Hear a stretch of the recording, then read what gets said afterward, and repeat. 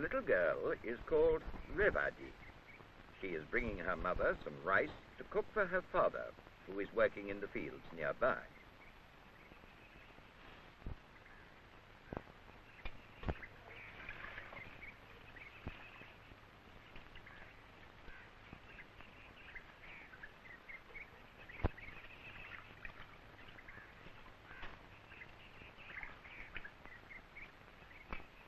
Her mother's name is Kalyani. When the meal is ready, she asks Revadi and her brother Krishnan to take it to their father.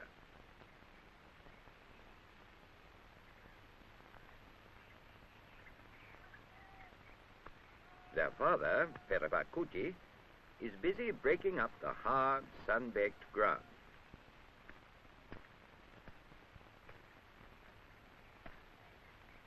It is April, in the dry season, and everyone is preparing the soil for the monsoon rain, which will soften it so that rice can be planted.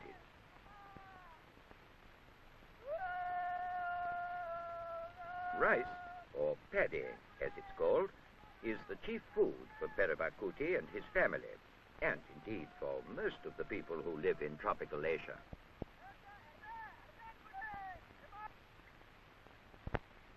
As the weeks go by, Peravakuti watches anxiously for the rains.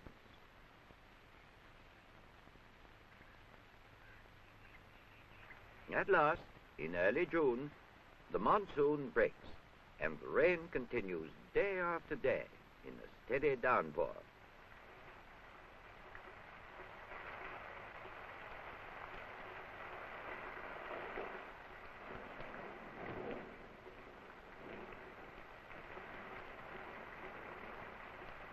The paddy fields, with their bunds or banks to hold the rain, soon become flooded and planting can begin. Paddy needs plenty of water, and where there's not enough rain, the fields are irrigated. Peravakuti is going to plant the seeds in a nursery bed. When the young plants grow big enough, they will be transplanted to the main fields.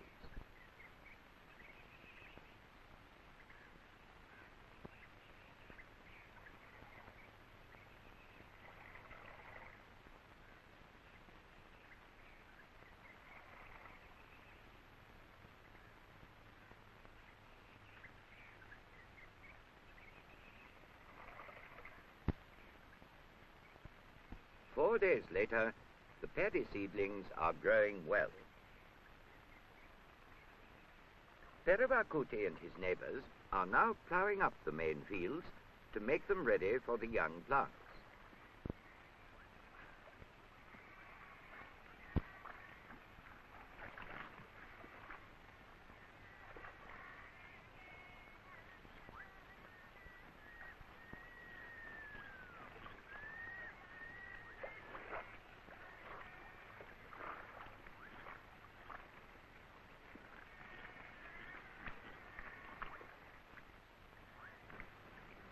When the seedlings in the nursery bed are about a month old, they are ready for transplanting.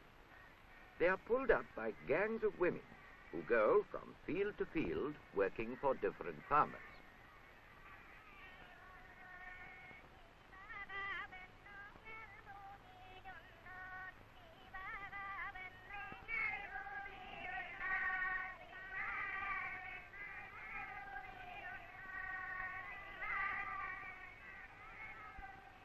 After the mud has been washed off, the bundles of plants are laid out, ready for Peravakuti to carry to the main fields.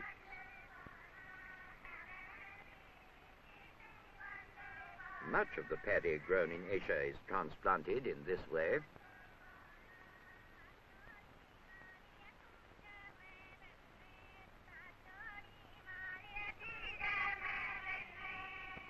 Planting, too, is a job for the women, who can put the shoots into position much more quickly than the men. Women in India do much of the hard work in the fields.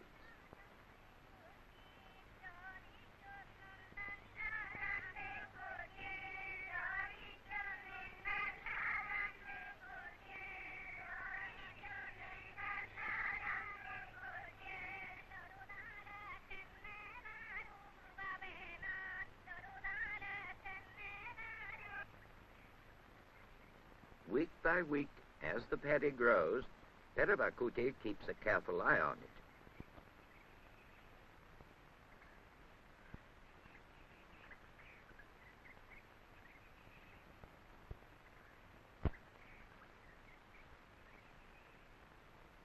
Weeds must be removed, and Krishnan and his brother Damodaran spend long hours helping their father. When the heads of rice have appeared on the stems, about 3 months after transplanting, Perabakuti breaks the bund to drain the water from the field.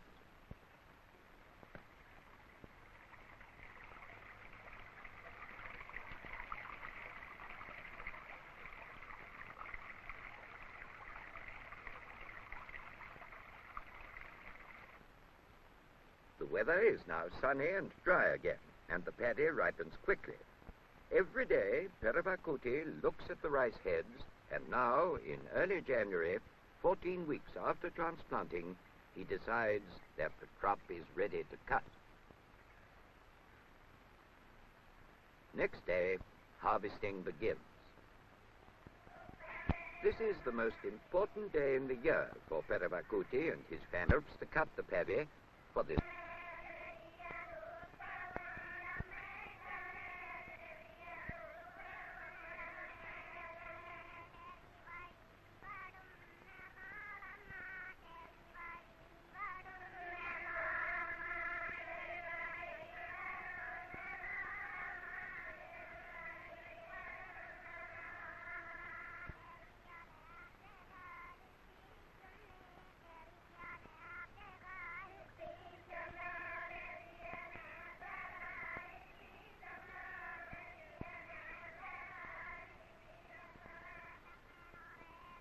When the whole crop is cut and bundled, it is taken home by bullock cart, ready for thrashing.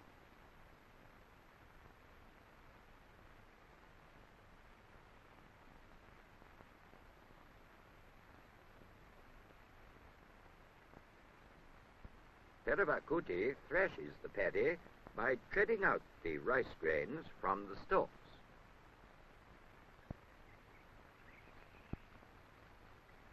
This is a long job that goes on for several days, and as the grain is separated, Kalyani winnows it to remove the chaff.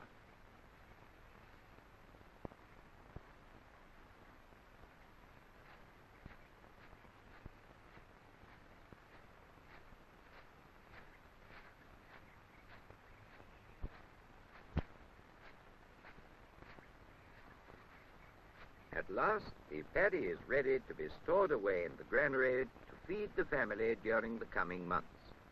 And soon it will again be time for Perabakuti to prepare the fields for his next